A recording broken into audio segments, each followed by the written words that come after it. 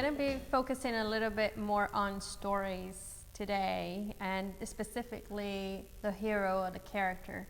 And when we say the hero, we mean every single character in that script. Yeah. So if you got 2 lines or 2 pages, you know, and that's the only time your character shows up in the movie, you cannot play that as I'm just an extra person in the story, That's or you know, true. I'm a minor character. No, you are a hero on a quest. You have to have on those 2 pages. Yeah, you have to have a full story, even for that little character that shows up for a couple of pages. Yes. That's a big problem too, because nowadays all directors, good writers and directors, know that those minor characters have to be fully developed characters with as a hero on a quest, like you said. And you know, if you made it through the final cut into the movie, it means it's extraordinary times for all those characters. So when you watch stories, you know, you never see stories about well put together people. Some of them might look like it, and then you see them breaking apart. But you know, you never write stories about well put together people, because that would be boring.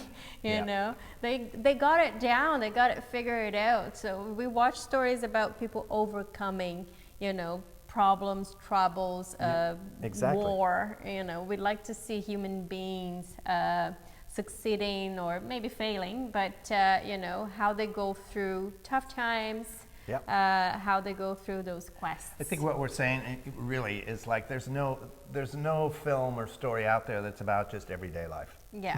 You know, a quest is a big deal. Somebody has to go on a quest because either they're forced into it or they feel something's missing. They literally cannot continue with their life without going on the quest. So this is way beyond everyday life. You're really in the trouble that this character is in. Big changes, big extraordinary things. Yeah. So, you know, one of the things I see quite often in class is like people who come in to do a scene, and it doesn't matter if it's a scene at the beginning of the movie when the characters are not in that much trouble yet, or at the end. Sometimes they come in and they're very ordinary, like everyday life. Yeah. You know, and when I ask them what happened to the trouble this character is in, I mean, we're using words here to describe acting. It's a little bit tricky. So when I mean trouble, is the story, you know, it's the reason why you're there, or the reason why you need this other person. It's like that reason, that trouble that you cannot name it, you know. So it's a very kind of, you know, primordial, mythological. It's an energy. It's an extreme energy. It's not an everyday energy. It's an extraordinary energy, and it's a human heart on a quest. How the human heart changes. Sometimes we see like people in class, you know, they come in, they do a scene very like in a very ordinary way, everyday life energy, and it's really boring. And very often they tell me, and I ask, what happened? What's your trouble? And they look at us and they go like, well, it's a very realistic movie, very toned down, so I don't want to show too much. Yeah. You know? So trouble has nothing to do with acting style. Yeah. Okay? You should always be in trouble when you're telling stories. You know, you should always be present. You know, you should always be there fully. So I think the difference might be how much trouble you let out. You let people see, you know? So oftentimes, like Jack was saying, you're going to have a character who feels like something is missing in his or her life. So we see that at the beginning of the movie. Everybody knows that story, you know, that does not need to be in the plot per se. We're going to understand that. And the only thing we're not going to see that character falling apart or really fighting hard for her dreams, it's because she's covering that. What do we mean by cover?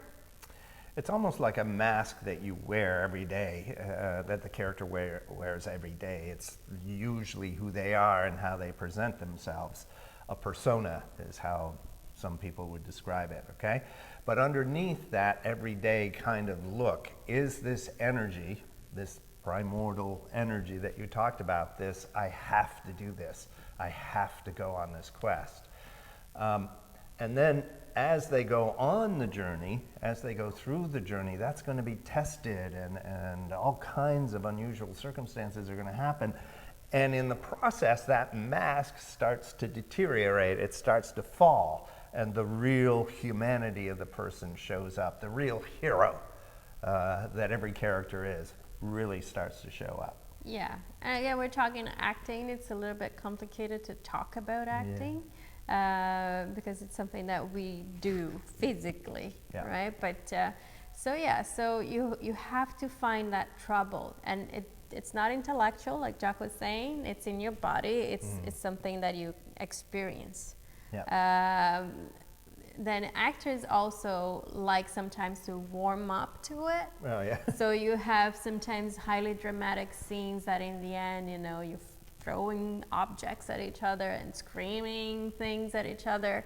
But at the beginning, they're so well put together, throughout the entire scene, and then suddenly they snap and you don't know where it came from. You're completely lost. It's like, oh, hold it. Yeah. They were having a nice dinner over there, and then now they're throwing plates at each other. What happened? Yeah. The actors warmed up to the trouble. Yeah. That doesn't exist. Like if you are in that movie, scene one, there's something in you, there's something, boiling, bubbling, whatever you want to call in you from, scene one, take one. Yeah. The other thing about warming up, you've got to be in that trouble, what we call the moment before. You have to be experiencing what that character is experiencing in those moments before the scene, before somebody says action. You got to be in that energy. Otherwise, we're wasting the first few moments of a scene because nothing's really happening, and then the actor starts to warm up. You've got to be there before anybody says action. Or it's too late. Yeah, it's too late. You've wasted part of a take.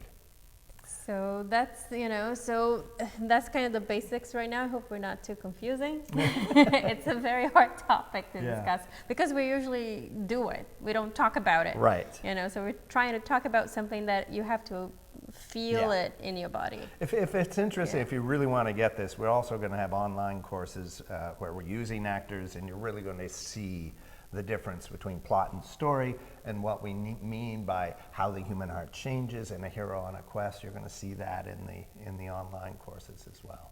So anyway, the changes within a story and within a scene. So, that's the thing. So when you cannot watch, you're watching a scene or a movie, and you cannot have it be the same. Exactly the same. The character cannot be the same. You cannot have, like, I don't know, a person who is calmly eating lunch, and then there's an explosion somewhere outside, and he just continues to eat his lunch, and he goes check the explosion as if nothing happened, and he goes to his office as if nothing happened. He doesn't even mention it to anyone. It's like, okay, something strange going on. There's a change that happens in every scene that you ever do. The character that starts the scene is not the same as the character that ends the scene. There's been changes, okay? Now, you don't know if they're going to last.